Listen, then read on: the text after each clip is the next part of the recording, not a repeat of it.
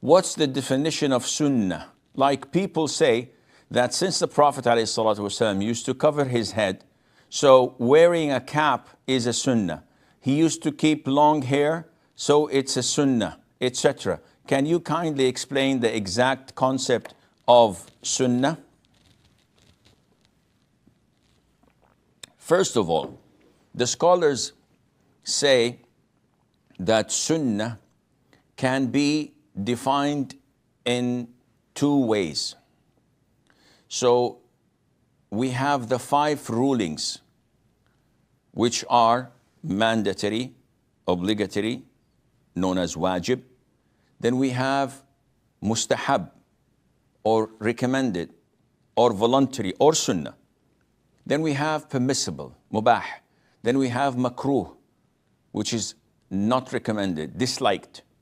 And finally we have prohibited, which is haram. So sunnah comes in the second level, which is something that is recommended. If you do it, you're rewarded. If you don't do it, you're not sinful. This definition goes in line with the process of fuqaha, the jurors. While the usul al-fiqh, fundamentals of fiqh, they say that sunnah is the way of the Prophet ﷺ. So whatever the Prophet did is considered to be sunnah. So the Prophet prayed 5 times a day. Jurors say this is fard. Usul al-fiqh scholars say that this is sunnah. This is the way of the Prophet ﷺ. Others say that the Prophet performed once Hajj in his life. This is sunnah because he did it. So by this definition, they say sunnah can be anything that the Prophet said, or he did, or he approved in front of him, being done and he approved it. And fourthly, they say anything that has a description of himself. This is how usually scholars define and describe to us what sunnah is. Now what Suhail is asking about, this is what the scholars say is divided into 2 different definitions of sunnah. Sunnatul ibadah and sunnatul adah. Sunnatul ibadah is whatever the Prophet did ﷺ as a form of worship. So he prayed 2 rak'ahs after dhuhr. This is sunnat ibadah. He, when performing tawaf, did al-ittiba', where he uncovered his right shoulder with his ihram. This is sunnatul ibadah.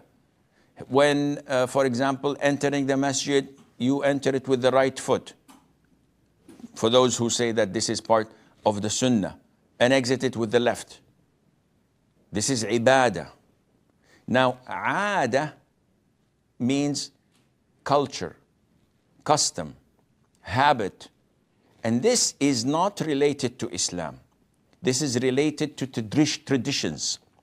So if we say that the Prophet ﷺ used to commute from point A to point B on a mule or a donkey, would anyone in his right mind say, this is a form of worship. Tomorrow I'm going to Wall Street, or I live in Manhattan or whatever. I'm going to take my mule to work or go to the gym.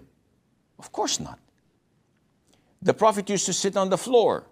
So you don't go to a 5 or 7-star hotel and leave the table and sit on the floor because this is sunnah. No, this is not sunnah. This is a aada, a tradition, a cultural thing that the Prophet used to do because his people used to do it. Likewise, prolonging the hair. Likewise, braiding the hair to some of the Arabs. This is how they used to do, not part of religion. Likewise, when wearing a waist wrapper or an apron like that people wear on their, it's like a skirt, like a kilt, but it's on your waist. You don't go to the office or to the masjid wearing this because this is customary. This is according to what your people wear. If I wear this and I go to the Friday khutbah to deliver the Friday, they will pull me down. They say, what are you doing? This is not our customs. I would say, oh, this is Sunnah. I said, no, it's not Sunnah. Otherwise, where's your mule? Where's your donkey? Where's your camel that the Prophet used to ride, alayhi salatu, and so on. So wearing the cap is from that type. You're not rewarded for it. And especially if you only put it on when you go to pray, like some of the brothers in the subcontinent do. Some of them even just place a handkerchief and they tie it on their head for prayer, and afterwards they fold it and put it in their pockets. I've seen this in Turkey, in Bosnia Herzegovina, when we go to the masjid and they throw to us head caps to pray with, when we don't want to wear it.